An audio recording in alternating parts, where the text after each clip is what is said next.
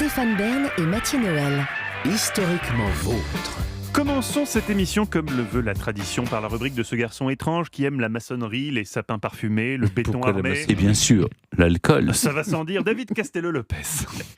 Bonjour. Alors, pour être, quand on est un être humain, être un être humain, comme on l'est tous dans cette pièce, ça a quand même plein d'avantages, et notamment celui d'avoir des mains. Or, avoir des mains, c'est un prérequis absolu au fait d'atteindre certaines parties de son corps, à commencer par celle dont il est question dans cette chronique.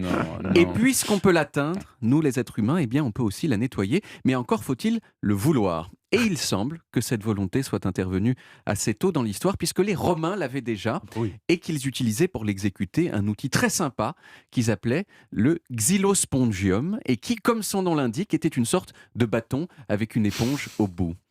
Alors après les Romains, au cours des siècles, les gens ont utilisé plein d'autres choses, comme des bouts de bois, de la mousse, des coquillages, des fourrures d'animaux.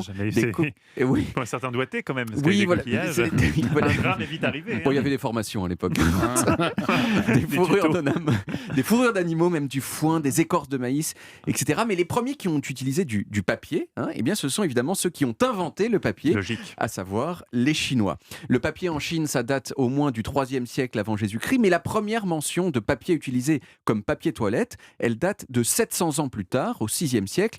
Bon, et là, il faut faire un bond jusqu'au milieu du XIXe siècle, une époque où, dans les villes en tout cas, la plupart des gens utilisaient pour ça des vieux journaux, ou de vieux livres, ou des tracts, enfin des bouts de papier finalement qui avaient en commun de ne pas avoir été produits dans le but d'atterrir là où ils atterrissaient.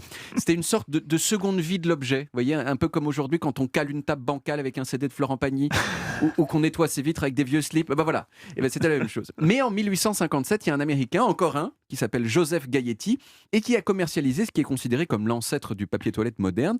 Et il en faisait la pub dans les journaux de l'époque en énonçant la chose suivante, je cite: tout le monde sait que le papier imprimé est comme du poison pour certaines parties délicates de notre corps. Mais oui, ils auraient pu penser avant quand même. Oui. Et ce que propose Joseph, c'est un papier toilette fait exprès, donc vendu en feuilles volantes, pré-imbibé avec de l'aloe. L'aloe vera ? L'aloe, voilà. Je pense qu'il y a plusieurs types d'aloe, donc je ne sais pas si vous n'avez pas finement enquêté, je vous pose une question. L'aloe, vous savez ce que c'est que l'aloe ? Oui, c'est un truc. Et c'est un truc dégueulasse. Enfin, ça fait une matière un peu graisseuse, C'est un cactus qui est bon pour pour différents endroits. La peau, par exemple, vous savez, ça cicatrise très bien les peaux. Mais oui, y compris y compris cette zone du corps. Cette zone du corps, que vous ne pouvez pas citer parce que votre Personne sang vous l'interdit.